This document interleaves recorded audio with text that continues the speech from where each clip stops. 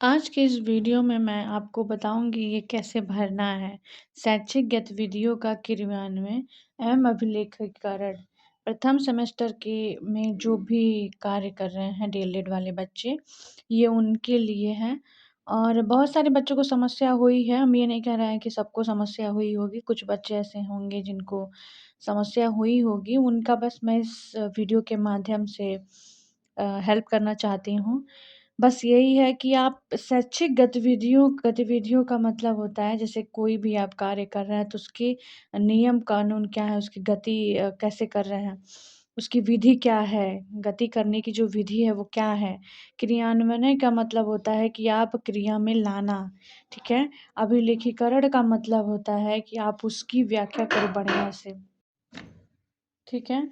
अब हम इस वीडियो में समझेंगे कि गतिविधि का नाम क्या है, ठीक है। तो गतिविधि का आप नाम जैसे मान लीजिए जोड़ घटाना सिखा रहे हैं।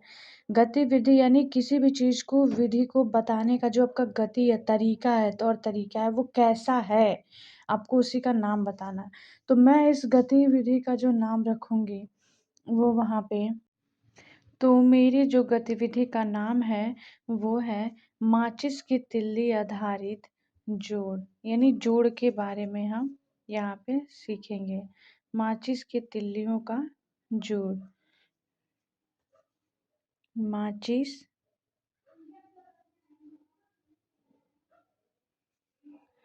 की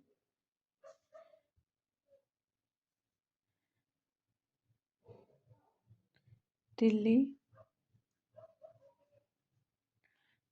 आधारित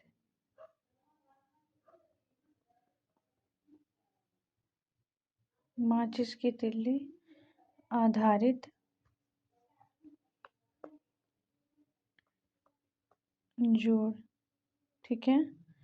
इसके बारे में हम करेंगे। उसका गतिविधि का उद्देश्य क्या है, मतलब उसका उद्देश्य क्या है, तो हम यहाँ पे क्या करेंगे, जोड़ घटाना हम सिखा रहे हैं तो यहाँ पर हम लिखेंगे जोड़ सिखाने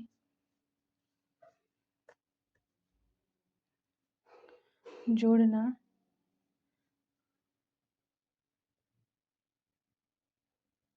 जोड़ना या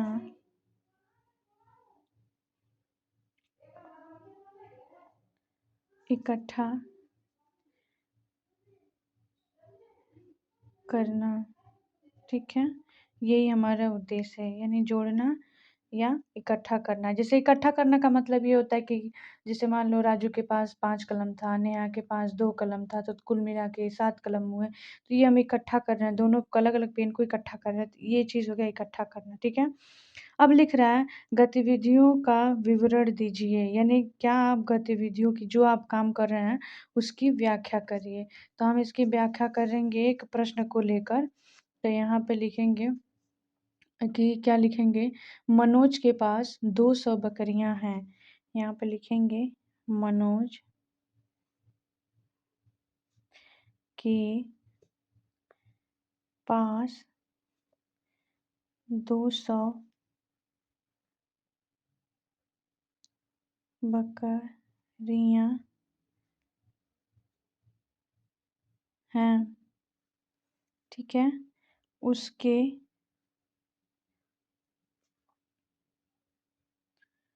भाई के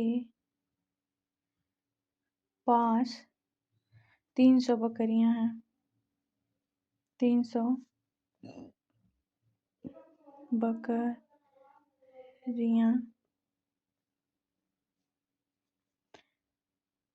हैं, ठीक है। फिर कह रहा दोनों के पास कुल मिलाकर कितने, दोनों के पास कुल मिलाकर कितनी बकरियां हैं। यहाँ पे लिखेंगे कितनी बकरियां हैं, कितनी बकरियां हैं, ठीक है। तो अब जो है यहाँ पे उसका नियम जो है तो हम इसका क्या करेंगे, अब उसकी वस्तुनिष्ठ की तरह मतलब उसके रूप में लिखेंगे, ठीक है। अब हम क्या करेंगे, तो मनोज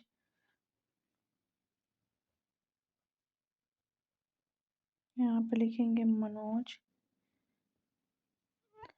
200 बकरियां, भाई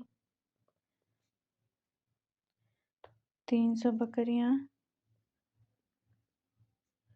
और जो कुल हैं वो 200 प्लस 300 बराबर 500 बकरियां हैं, ठीक है। इसको हमने समझा दिया ऐसे इस तरीके से लिखकर, ठीक है।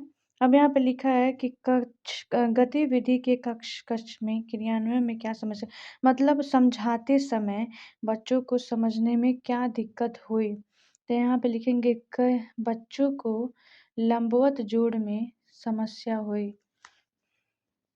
लिखेंगे बच्चों बच्चों को बच्चे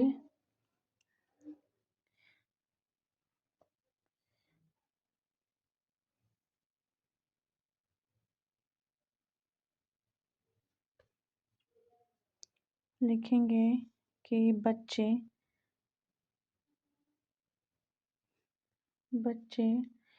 लंबवत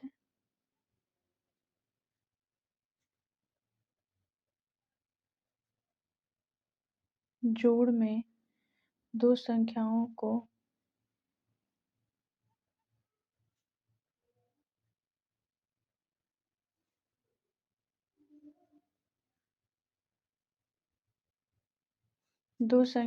को उनके स्थानीय मान के अनुसार नहीं लिख पाए। दो संख्याओं को उनके स्थानीय मान दो संख्याओं को यानी हासिल वाला जोड़, बच्चे लंबवत जोड़ में दो संख्याओं से दो संख्याओं से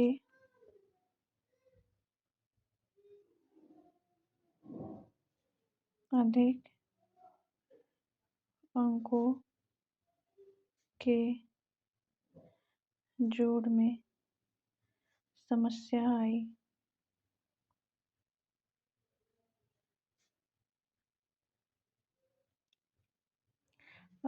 अब आने वाली समस्या में आप इसे कैसे बेहतर बनाएंगे, तो हम इसे यहाँ पे लिखेंगे आने वाले समय में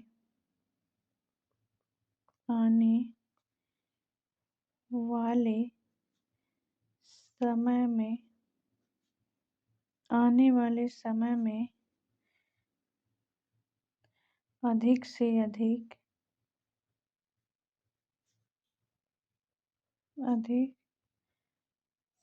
के माध्यम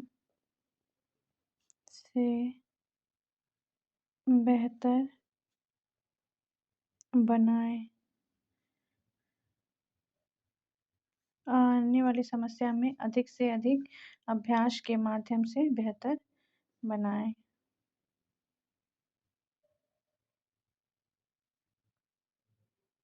अधिक से अधिक बेहतर माध्यम से, ठीक है। आप यहीं पे चाहेंगे तो पूर्ण विराम लिख दीजिएगा, यहाँ तक लिखने की कोई ज़रूरत नहीं है, लेकिन मैं लिख दी हूँ। आप यहीं तक लिख दीजिएगा, किसी माध्यम से बनाएं, तो के माध्यम मतलब आने वाले समय में अधिक से अधिक अभ्यास के माध्यम से बेहतर बनाएं, ठीक है। अब यहाँ पे लिखेंगे क्या आपको कुछ सकारात्मक लगा, अगर हाँ तो विस्तृत रूप में लिखिए। तो हमको हाँ लगा, शिक्षक पहले, ठीक है। हमको हाँ लगा तो मैं लिखी, इससे अब हाँ है ना, तो अब हम यहाँ पे लिखेंगे। देखिए अगर आप यहाँ से लिखना चाहते हैं तो आप हाँ लिखेंगे और इसके आगे आपको जो भी, ऐसा नहीं जो हम लिख रहे हैं वही आप लिखेंगे, आप कुछ भी लिख सकते हैं जो आपको सही लगे। सकारात्मक का मतलब है कि बच्चों को सिखाने के बाद बच्चों के अंदर पॉजिटिविटी क्या आई है। तो मैं अपने हिसाब से लिखती हूँ कि यहाँ पर बच्चे हासिल को भूल जाते थे, तो अब वो नहीं भूल रहे हैं। ठीक है, तो बच्चे क्या होंगे, यहाँ पे लिखेंगे बच्चे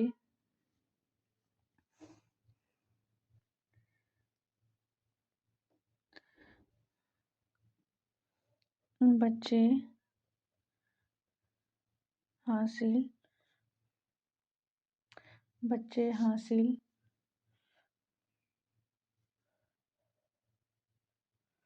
को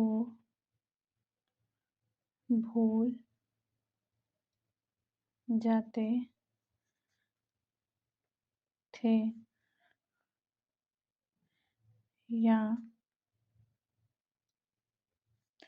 जोड़कर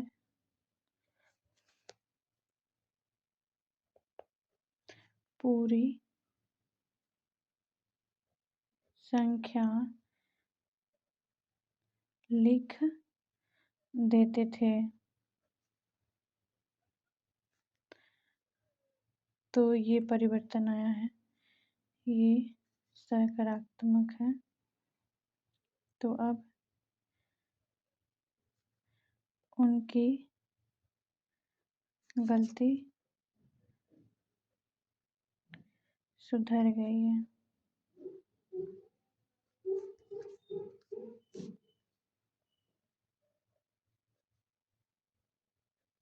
ठीक, आप ऐसा लिख सकते हैं। अब लिखा है, गतिविधि के विवरण का गहन चिंतन करते हुए निम्न प्रश्नों का उत्तर दीजिए। क्या आपने नए कौशल को सीखा? हाँ, यहाँ पे क्या लिखेंगे? हाँ, हमने सीखा। ठीक है, अब इसके बाद से हम लोग यहाँ आते हैं, यदि हाँ तो वर्णन करें। हमने क्या सीखा? जोड़ घटाना सीखा। हमने क्या सीखा? यहाँ पे क्या था कि क्या आपने नए कौशल को सीखा? हाँ, तो क्या सीखा? वर्णन करें।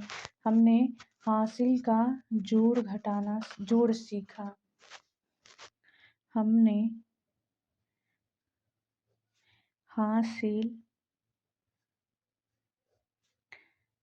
का जोड़ सीखा। जैसे 4208 प्लस 9 8 7 बराबर 8 7 15 और 8 1 9 9 4 13।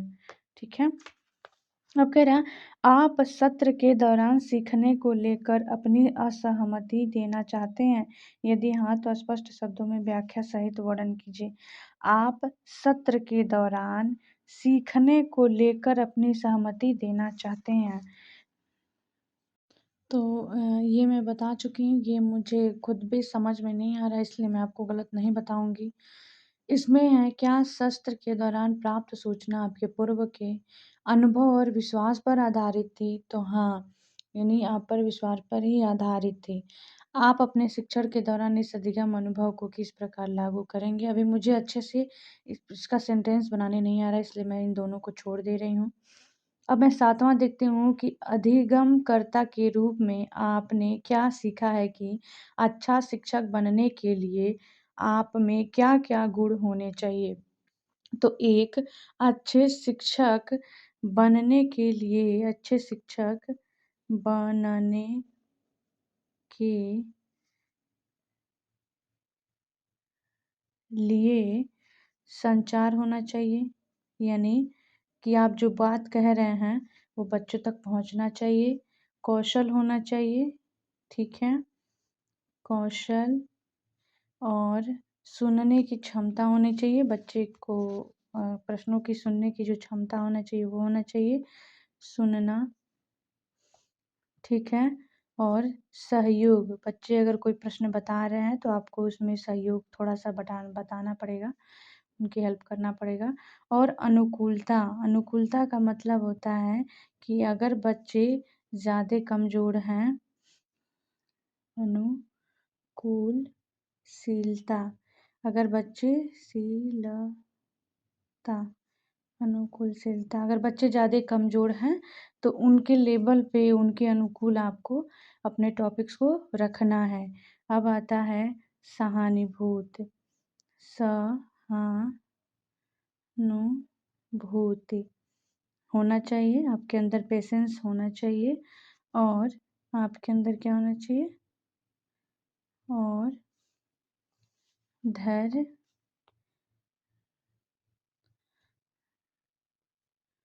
धैर्य होना चाहिए। ठीक है, आप ऐसे इसको लिख सकते हैं। तो ये हमारा जो है, ये मैं पूरा नहीं कर पाई हूँ लेकिन इतना कंप्लीट हो गया। तो डीएलएड वाले ध्यान दें कि ये पेपर्स आपका कंप्लीट हो गया है और ये पेपर भी आपका कंप्लीट हो गया है। ये जो मैं 3 छोड़ रही हूँ, 1, 2, 3 जो मैं छोड़ रही हूँ, इन तीनों का मैं आपको दूसरे वीडियो में या अभी कुछ देर बाद इसी वीडियो में मैं बता दूँगी कि ये कैसे करना है। लेकिन अभी के लिए आप इतना कर सकते हो यार, जितना मैं हेल्प कर सकती हूँ इस वीडियो के माध्यम से, उतना मैं आपका हेल्प कर रही हूँ। यार अगर वीडियो पसंद आए ना तो लाइक और सब्सक्राइब करना बिल्कुल भी मत भूलना, क्योंकि आप ही लोग हैं जो अधिक से अधिक लोगों को इस वीडियो के माध्यम तक पहुँचा सकते हैं, उन लोगों की मैं हेल्प कर पाऊँगी। तो यार इग्नोर मत करना, ठीक है? थैंक्स। देखिए, ये जो है केस स्टडी पेपर मिला होगा आपको। हमारे ख़्याल से ये सभी सेमेस्टर वालों को मिला होगा। लेकिन एक बात से मैं ये श्योर हूँ कि प्रथम सेमेस्टर और थर्ड सेमेस्टर वालों को केस स्टडी मिला है। तो यहाँ पे जो है, ये पूरा मुझे नहीं पता, अच्छे से नहीं पता, इसलिए मैं आपको नहीं बताऊँगी। लेकिन आप केस स्टडी कर रहे हो, जिस बच्चे के ऊपर करोगे, उस बच्चे का यहाँ नाम लिखना है, उसकी जन्म तिथि लिखना है। तो मैं यहाँ पे लिखने जा रही हूँ, जैसे विद्यार्थी का जो नाम है, वो सन्नी देव विश्वकर्मा है। वह सनी देव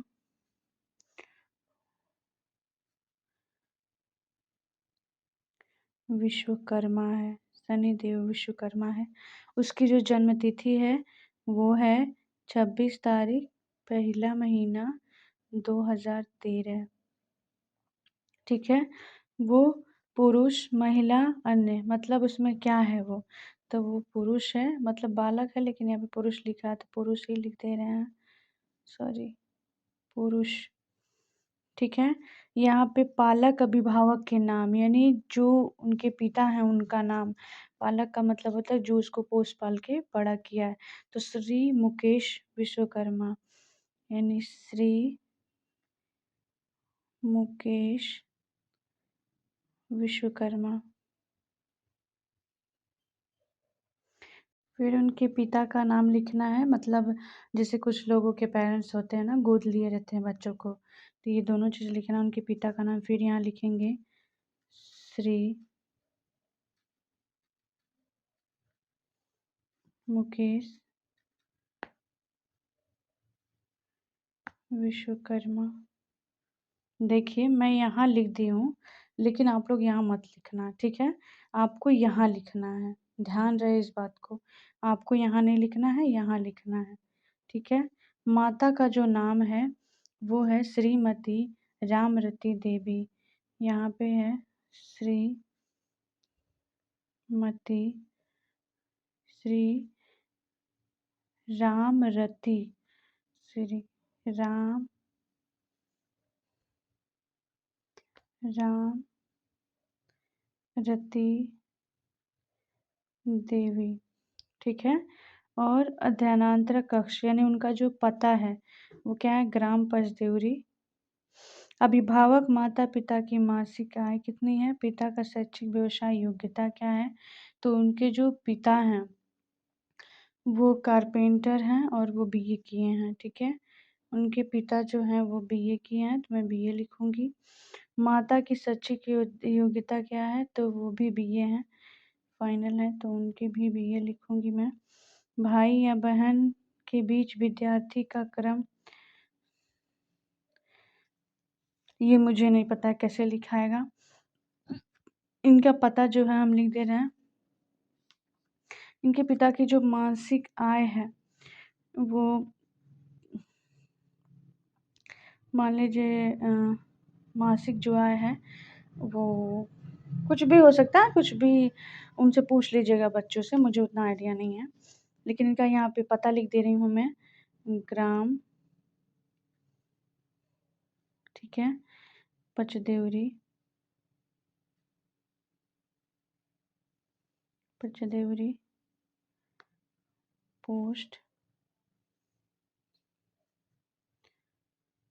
बसहिया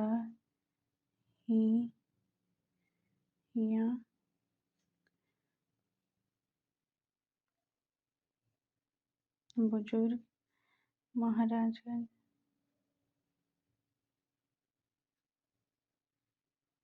ठीक है, ये हो गया। अब हम उनका लिखेंगे इतना, मतलब तो फ्रेंड्स देखिए मैंने ये लिख लिया है और लिख के मैं आप सबको बता भी दी हूँ। मेरे 2 वीडियोज़ अभी तक पड़े हुए हैं, एक फर्स्ट एक सेकेंड, तो इसमें मैंने बता दिया है लिखने के लिए। जितना मुझे आया है मैंने बस उतना ही बताया है, ज़्यादा कुछ बढ़ा चढ़ा के नहीं बताया। मुझे जो चीज़ नहीं आया है, देखिए जो नहीं आया है मैंने वैसे ही छोड़ दिया है, और ये चीज़ मुझे आया है मैंने वीडियो में बताया भी है कि कैसे कैसे भरना है और क्या क्या चीज़ें हैं, अच्छे से समझाया है। ये जो मुझे समझ में आया टीचरों के माध्यम से पता चला, मैं इसे भरती हूँ। अगर आपको लगेगा कि हाँ ये चीज़ आवश्यकता होगी तो आप इसे ज़रूर भर लीजिएगा, आपकी हेल्प हो जाएगी मेरे चैनल के माध्यम से। मैंने ये सब भी भर लिया है, आप देख सकते हो, ये मैं भर ली हूँ। और यहाँ पे जो मुझे मतलब जैसे जो चीज़ समझ में आया है वो मैंने भर लिया है, जो नहीं आया वो मैं नहीं भरी हूँ।